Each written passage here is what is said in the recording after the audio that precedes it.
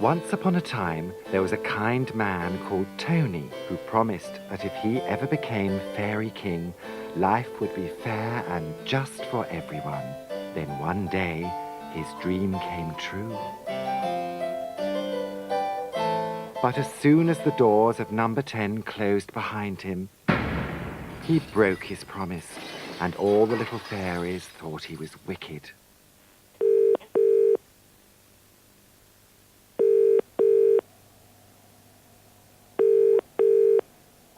Good afternoon, Home Office. Oh, hello. I wanted to find out who was the minister I would write to concerning Section 28. I'm Paul Burston, a writer on gay issues. Like many gay voters, I was over the moon when Labour came to power.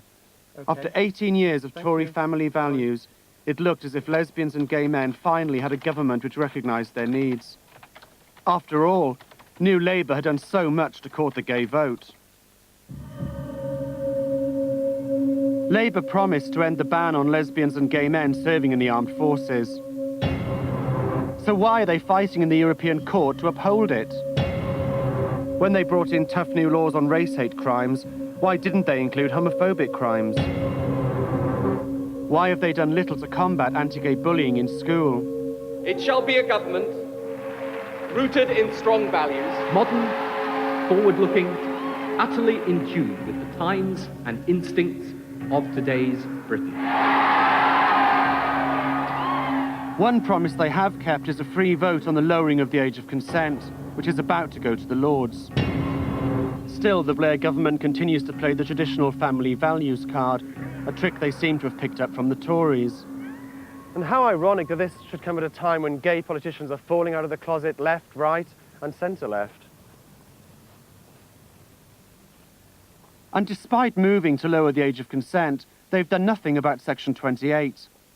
An amendment to the 1988 Local Government Act, Section 28 prohibits the use of public funding to promote homosexuality and forbids local authorities from teaching the acceptability of homosexuality as a pretended family relationship. At school, it was rather interesting that it was the stereotypical music and art teachers who I could talk to and who made it quite clear that it was all off the record, because if they said anything officially, they would be contravening Section 28. I was outed by a teacher who had found out I'd had sex with a classmate and proceeded to tell about 40 of my classmates that I was gay, which resulted in quite some name-calling. I would hear faggot, queer, puff, or the big, like, backs against the walls, lads, anything like that. In the months that followed afterwards, I was quite badly beaten up on numerous occasions. That started to affect my work, and I just didn't want to go to school, basically, because I was just so scared that it was going to attack me at one point. I just stopped going to school, and my education suffered because of this homophobic abuse. If the age of consent is lowered to 16, gay sixth formers will soon be able to come out. But with Section 28 still in place, in practice, teachers may be reluctant to offer advice and support to gay pupils for fear of breaking the law. Concern over Section 28 is not restricted to the gay community. Will Self is a known heterosexual. The really horrible thing about Section 28 is that there are now, hundreds of children growing up in this country who have gay parents. And the idea that, nobody is allowed to legitimate that relationship or in any way, or even recognise it, is actually quite an obscenity. And I think that represents the groundswell change that has occurred. The law exists not to encourage our best instincts, but discourage and prevent our worst. And it's not the responsibility of the government, I don't think, to promote family values. Nobody's suggesting that if Section 28 is repealed, that all sorts of secondary schools are going to start large homosexuality classes, and there's suddenly going to be, well, what's that new building that you're putting up over there in the playground? Oh, that's our new homosexuality unit. This is not going to happen. The point about this is that it's a limiting factor, this legislation, against the very real social change that is happening, being allowed to occur fully and flower in that way. Labour have always strenuously opposed Section 28, Unless I read the wrong manifesto all those years ago. I thought I'd best go back and check the small print. There's a very interesting little history lesson in all of this. This is the 1992 Old Labour manifesto, where it categorically states, "We will introduce a new law dealing with discrimination on the grounds of sexuality and repeal the unjust Clause 28, which is now Section 28. This is the New Labour 1997 draft manifesto. Nice picture of Tony on the cover. Where they say we will seek to end unjustifiable discrimination wherever it exists. So presumably that includes discrimination against lesbians and gay men. Then when we get to the New Labour published manifesto with an even better picture of Tony on the front, we have very, very wishy-washy Blairite statements.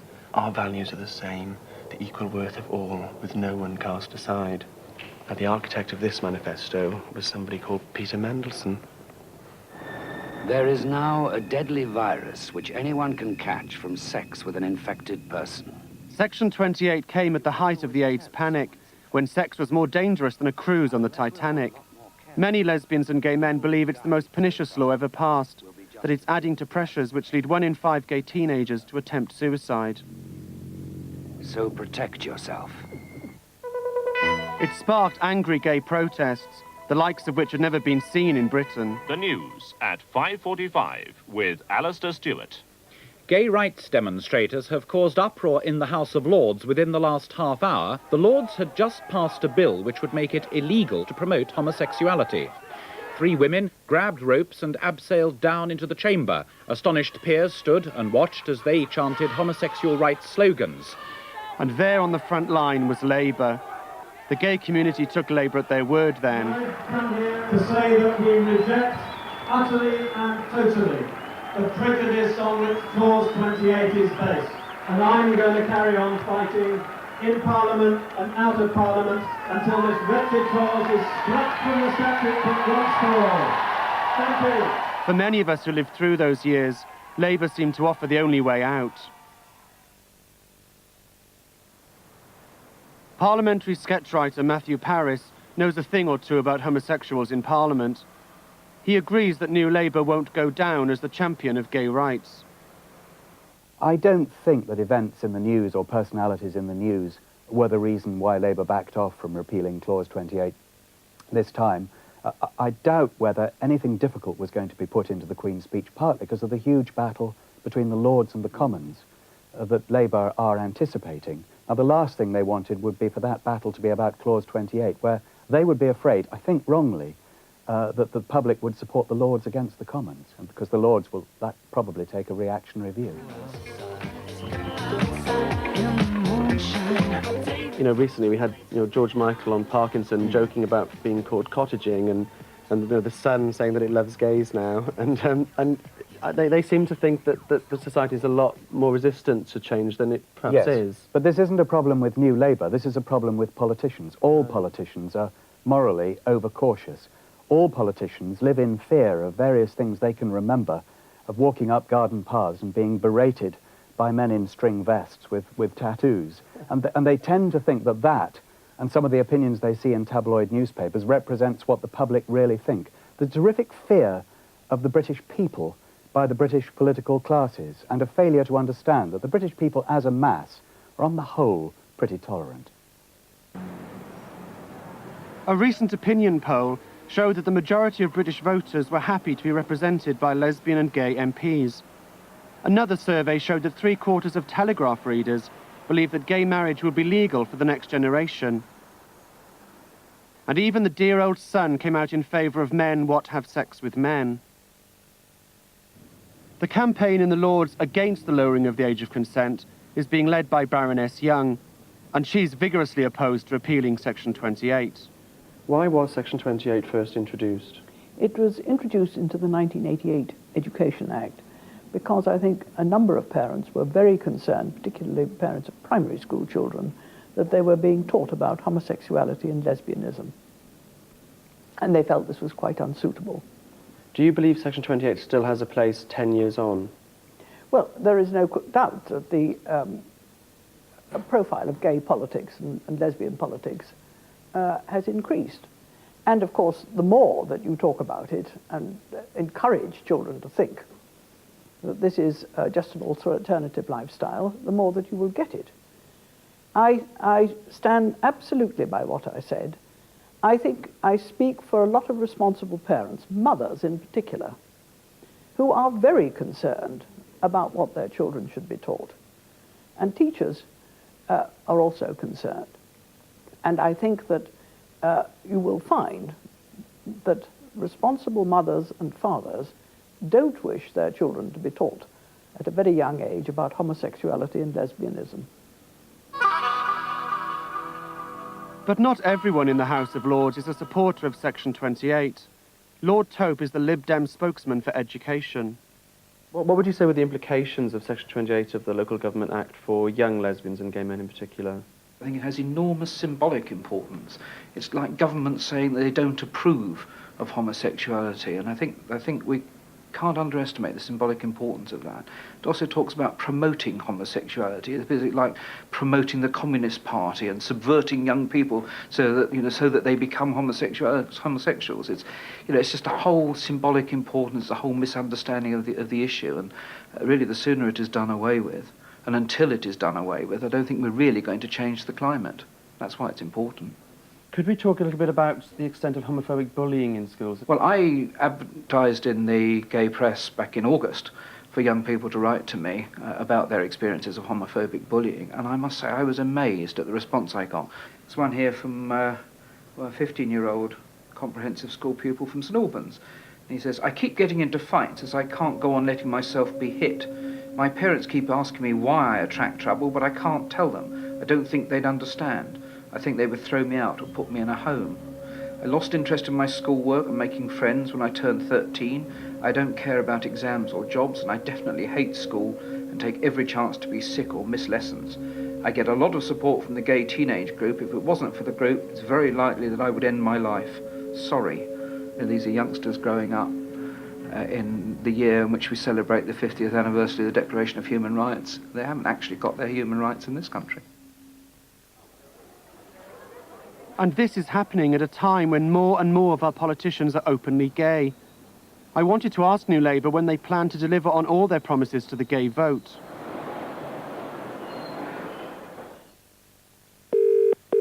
Good afternoon, Home Office. Hello, could I have Angela Eagle's office, please? Why is that? Okay, so that's a definite no. The only openly lesbian MP in the history of, Europe. And she's got no comment to make about Labour's gay rights policies. Can I speak to Stephen Twigg, Secretary, please? Well, I want to talk about Labour's commitment to gay rights with him. Stephen Twigg, Gay Times cover star, won't speak to us because we're being too negative. If we were positive, he'd talk to us, but if we're not going to be positive, he won't speak to us. Good afternoon, Home Office. Oh, hello. I wanted to find out who was the minister I would write to concerning Section 28. Hello, can I speak to Nick Rainsford's secretary, please? I was under the impression that Hilary Armstrong was responsible for Section 28, but I've been told that it's somebody called Nick Rainsford. I'm a bit confused as to who it is I should write to concerning it. In the local government bill, it's the bill that prohibits the promotion of homosexuality in schools. It is Hilary Armstrong. We've made several phone calls. We've been very polite. I mean, I wasn't rude. I certainly wasn't being mindlessly oppositional. So now we just have to, if they won't come to me, I'll go to them. Simple as that.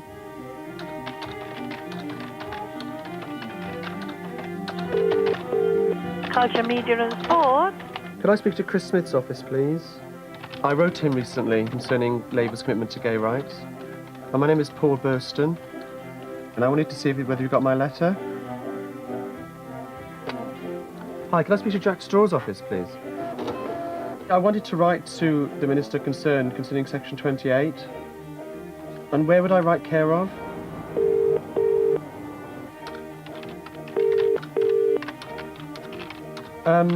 How would I get to speak to him? Yeah, can I speak to Tony Blair's office, please? He's the Prime Minister. Do you want the number for the Prime Minister? Yes, please.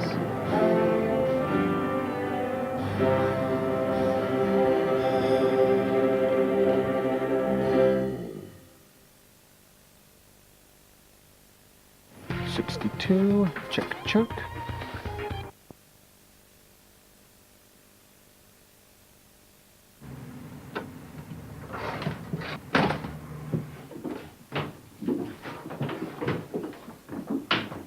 Oh, we have a letter here from 10 Downing Street from Mr. Blair. Very exciting. What's he got to say?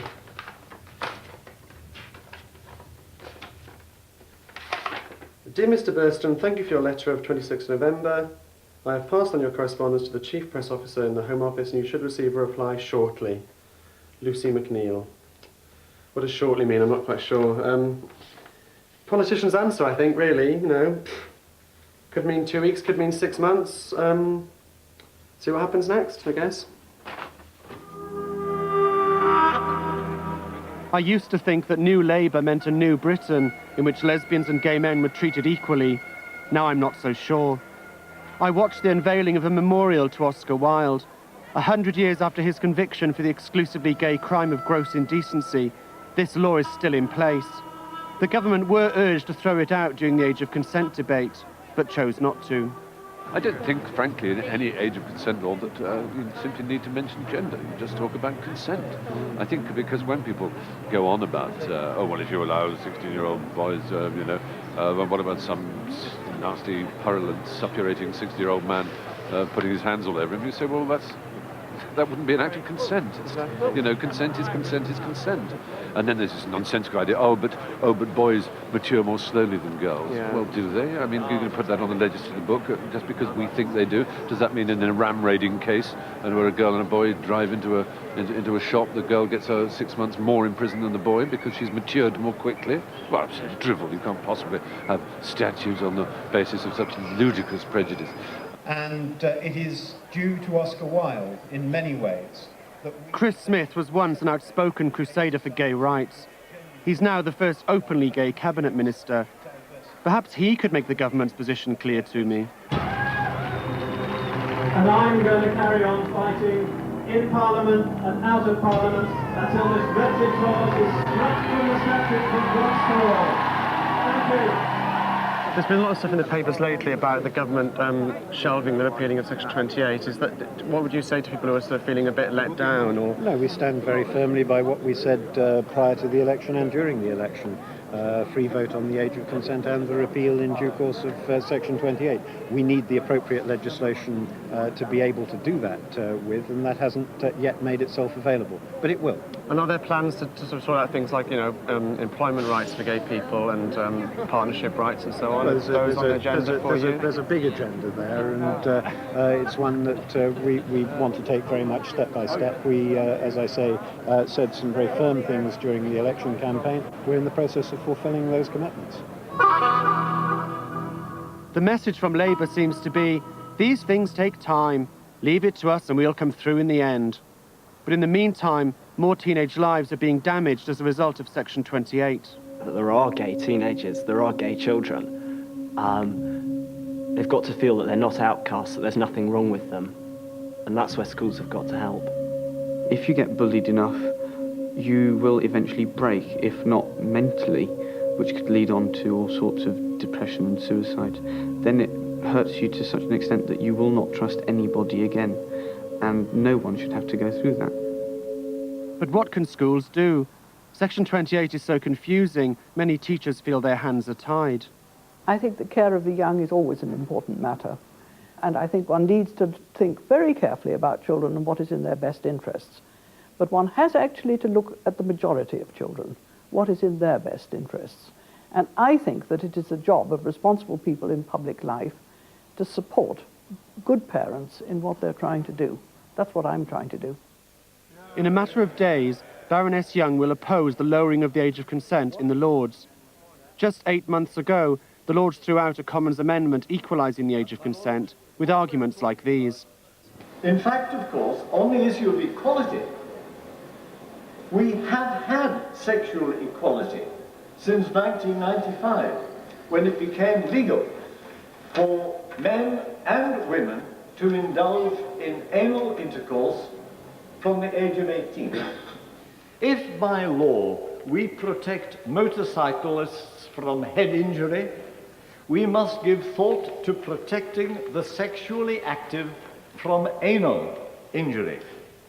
And the dangers are very real. But there will be plenty of support in the Lords for equalising the age of consent. I shared a cab through London with a Liberal peer, Earl Russell, a veteran campaigner for gay rights. He's confident that New Labour have the best intentions, but he questions their competence. When Muriel Turner introduced a sexual orientation discrimination bill, she got a beastly reply. That may be just that they hadn't updated the government word processor, so they still got the reply that they would have got in the last Parliament. But it's interesting that they hadn't bothered to update it, and they've never made any promises on it. I think they're afraid of upsetting business interests.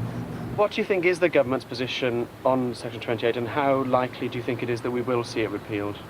They have promised it will be repealed. So far, they've delivered on anything they've firmly promised. I believe they mean it, but they haven't yet had the right bill to which to attach it. After weeks of trying, no one from the government would meet me. They sent us this statement. They say they remain committed to repealing Section 28 as soon as a suitable legislative opportunity arises. They acknowledge it has served no useful purpose and has been widely perceived as discriminatory. So why not repeal it now, while the government has such a huge majority? I asked Lord Tope when the next opportunity might arise. Well, they choose when they have the opportunity, and they have just chosen not to take an opportunity. I mean, they have just published a local government bill, which is going through the House of Commons at the moment. And you can think that's great, you know, either the repeal of Section 28 is going to be in here anyway, or if it isn't in here, an MP or a peer can move an amendment to put the repeal of Section 28 in here. That's not so, because when you actually turn over and you look at what the bill is about, something called its long title, it's about, and very specifically about, financial requirements, measures relating to economy, efficiency and effectiveness. The way that's drafted means that it will actually not be permissible, won't be possible to put in an amendment to remove Section 28, because Section 28 doesn't relate to financial matters. So it's outside the scope of the bill, therefore an amendment wouldn't be allowed. So New Labour are not only choosing not to include it themselves, they're also ruling out anybody else trying to repeal Section 28. In this particular bill, yes, that's what they have done. I can't believe what I've just found out in there. The line I've been fed by New Labour is that they're totally committed to repealing Section 28. It's just a question of waiting for the opportunity to do so. Well, it turns out they've had the opportunity, and they chose not to take it. So while they're sat in there are gay teenagers being driven to suicide. It just makes me sick.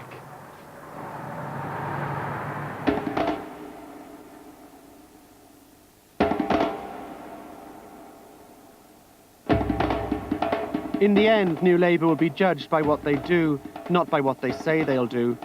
Unlike New Labour, I have a sense of my own history. So, in the tradition of gay activism, I wanted to give them a gentle reminder.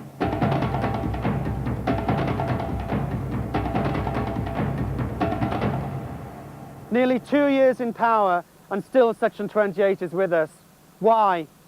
This is a challenge to the government to stop stalling, to stop making excuses, and to honour their long-standing promise to the gay community.